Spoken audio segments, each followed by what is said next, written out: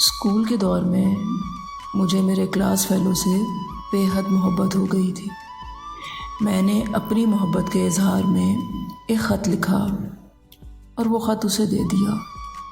ख़त के बदले मुझे एक ख़त मिला जिसमें इस लड़के ने मेरी मोहब्बत को तस्लीम करते हुए हमारे रिलेशनशिप का आगाज़ किया। ज़िंदगी बहुत ही खूबसूरत लगने लगी थी। हम रोज़ स्कूल जल्दी जाने लगे और एक दूसरे के साथ वक्त गुजारने लगे।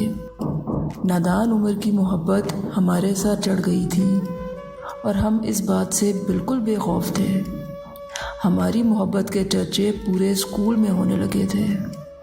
स्कूल की प्रिंसिपल को पता लगने पर उन्होंने हम दोनों को स्कूल से निकाल दिया था और मेरे घर वालों को पता लगने पर मुझे घर में बंद कर दिया गया।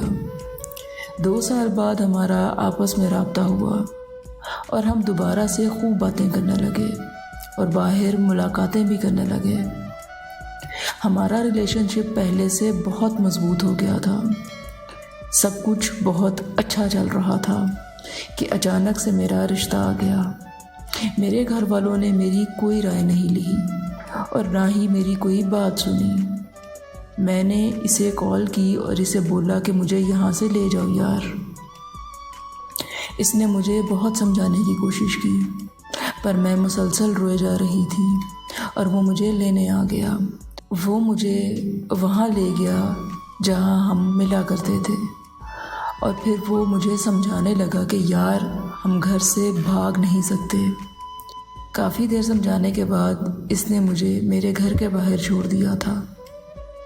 मैं जब घर आई तो मेरे घर वालों ने मेरा मोबाइल ले लिया और मुझे खूब डांटा। कुछ दिनों बाद मैंने अम्मी के मोबाइल से इसे कॉल की और इसे पूछा कि आखिर यार तुमने ऐसा क्यों किया?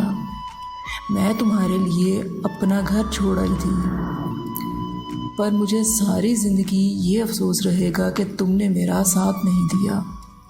वो रो पड़ा और मुझे समझाने लगा कि यार तुम एक अच्छी फैमिली से हो।